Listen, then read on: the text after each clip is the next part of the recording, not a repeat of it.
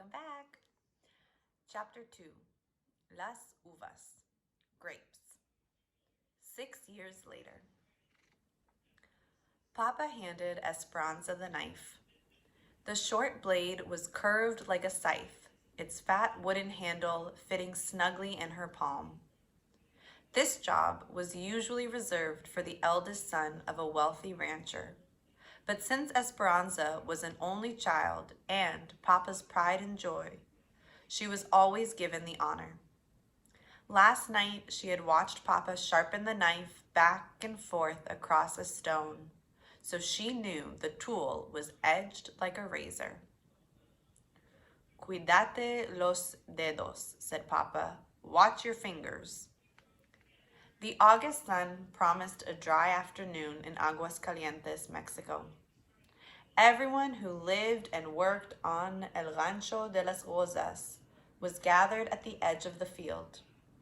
Esperanza's family, the house servants in their long white aprons, the vaqueros already sitting on their horses, ready to ride out to the cattle, and 50 or 60 campesinos, straw hats in their hands, holding their own knives ready. They were covered top to bottom in long-sleeved shirts, baggy pants tied at the ankles with string, and bandanas wrapped around their foreheads and necks to protect them from the sun, dust, and spiders. Esperanza, on the other hand, wore a light silk dress that stopped above her summer boots and no hat. On top of her head, a white satin ribbon was tied in a big bow, the tails trailing in her long black hair. So I'm going to pause, and just based on that description, I want you to think to yourself, what if we just learned about Esperanza and her family based on how they just described this scene, this setting to us? I'll give you some seconds to think about it.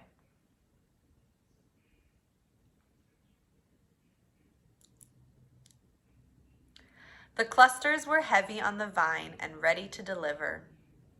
Esperanza's parents, Ramona and Sixto Ortega, stood nearby. Mama, tall and elegant, her hair in the usual braided wreath that crowned her head, and Papa, barely taller than Mama, his graying mustache twisted up at the sides. He swept his hand toward the grapevines, signaling Esperanza. When she walked toward the arbors and glanced back at her parents, they both smiled and nodded, encouraging her forward. When she reached the vines, she separated the leaves and carefully grasped a thick stem. She put the knife to it, and with a quick swipe, the heavy cluster of grapes dropped into her waiting hand. Esperanza walked back to Papa and handed him the fruit. Papa kissed it and held it up for all to see. La cosecha, said Papa. Harvest. Ole, ole, a cheer echoed around them. The campesinos, the field workers, spread out over the land and began the task of reaping the fields. Esperanza stood between Mama and Papa with her arms linked to theirs and admired the activity of the workers. Papi, this is my favorite time of year, she said, watching the brightly colored shirts of the workers slowly moving among the arbors. Wagons rattled back and forth from the fields to the big barns where the grapes would be stored until they went to the winery. Is the reason because when the picking is done, it will be someone's birthday and time for a big fiesta? Papa asked. Esperanza smiled. When the grapes delivered their harvest, she always turned another year. This year, she would be 13. The picking would take 3 weeks, and then, like every other year, Mama and Papa would host a fiesta for the harvest and for her birthday. Marisol Rodriguez, her best friend, would come with her family to celebrate. Her father was a fruit rancher, and they lived on the neighboring property. Even though their houses were acres apart, they met every Saturday beneath the home oak on a rise between the two ranches. Her other friends, Chita and Bertina, would be at the party too, but they lived farther away, and Esperanza didn't see them as often. Their classes at St. Francis didn't start again until after the harvest, and she couldn't wait to see them. When they were all together, they talked about one thing, their quinceañeras, the presentation parties they would have when they turned 15. They still had 2 more years to wait, but so much to discuss. The beautiful white gowns they would wear, the big celebrations where they would be presented, and the sons of the richest families who would dance with them. After their quinceañeras, they would be old enough to be courted, marry, and become las patronas, the heads of their households, rising to the positions of their mothers before them. Esperanza preferred to think, though, that she and her someday husband would live with Mama and Papa forever, because she couldn't imagine living anywhere other than El Rancho de las Rosas, or with any fewer servants, or without being surrounded by the people who adored her. It had taken every day of 3 weeks to put the harvest to bed, and now everyone anticipated the celebration.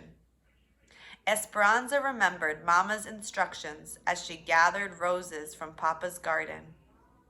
Tomorrow, bouquets of roses and baskets of grapes on every table. Papa had promised to meet her in the garden, and he never disappointed her. She bent over to pick a red bloom, fully opened, and pricked her finger on a vicious thorn. Big pearls of blood pulsed from the tip of her thumb, and she automatically thought, "Bad luck." She quickly wrapped her hand in the corner of her apron and dismissed the premonition. Then she cautiously clipped the blown rose that had wounded her. Looking toward the horizon, she saw the last of the sun disappear behind the Sierra Madre. Darkness would settle quickly, and a feeling of uneasiness and worry nagged at her. Where was Papa? He had left early that morning with the vaqueros to work the cattle, and he was always home before sundown, dusty from the mesquite grasslands, and stamping his feet on the patio to get rid of the crusty dirt on his boots. Sometimes he even brought beef jerky that the cattlemen had made, but Esperanza always had to find it first, searching his shirt pockets while he hugged her. Tomorrow was her birthday, and she knew that she would be serenaded at sunrise. Papa and the men who lived on the ranch would congregate below her window, their rich, sweet voices singing Las Mañanitas, the birthday song. She would run to the window and wave kisses to Papa and the others. Then downstairs she would open her gifts. She knew there would be a porcelain doll from Papa. He had given her one every year since she was born. And Mama would give her something she had made, linens, camisoles, or blouses embroidered with her beautiful needlework. The linens always went into the trunk at the end of her bed for algún día, for some day. Esperanza's thumb would not stop bleeding. She picked up the basket of roses and hurried from the garden, stopping on the patio to rinse her hand in the stone fountain. As the water soothed her, she looked through the massive wooden gates that opened onto thousands of acres of Papa's land. Esperanza strained her eyes to see a dust cloud that meant riders were near and that Papa was finally home. But she saw nothing. In the dusky light, she walked around the courtyard to the back of the large adobe and wood house. There, she found Mama searching the horizon too. "Mama, my finger. An angry thorn stabbed me," said Esperanza. "Bad luck," said Mama, confirming the superstition, but she half smiled. They both knew that bad luck could mean nothing more than dropping a pan of water or breaking an egg. Mama put her arms around Esperanza's waist, and both sets of eyes swept over the corrals, stables, and servants' quarters that sprawled in the distance. Esperanza was almost as tall as Mama, and everyone said that she would someday look just as her beautiful mother. Sometimes, when Esperanza twisted her hair on top of her head and looked in the mirror, she could see that it was almost true. There was the same black hair, wavy and thick, same dark lashes and fair, creamy skin. But it wasn't precisely Mama's face, because Papa's eyes were there too, shaped like fat brown almonds. "He is just a little late," said Mama, and part of Esperanza's mind believed her, but the other part scolded her. "Mama, the neighbors warned him just last night about bandits." Mama nodded and bit the corner of her lip in worry. They both knew that even though it was 1930 and the revolution in Mexico had been over for 10 years, there was still resentment against the large landowners. "Change has not come fast enough, Esperanza. The wealthy still own most of the land, while some of the poor have not even a garden plot. There are cattle grazing on the big ranches, yet some peasants are forced to eat cats. Papa is sympathetic and has given land to many of his workers. The people know that." "But Mama, do the bandits know that?" "I hope so," said Mama quietly.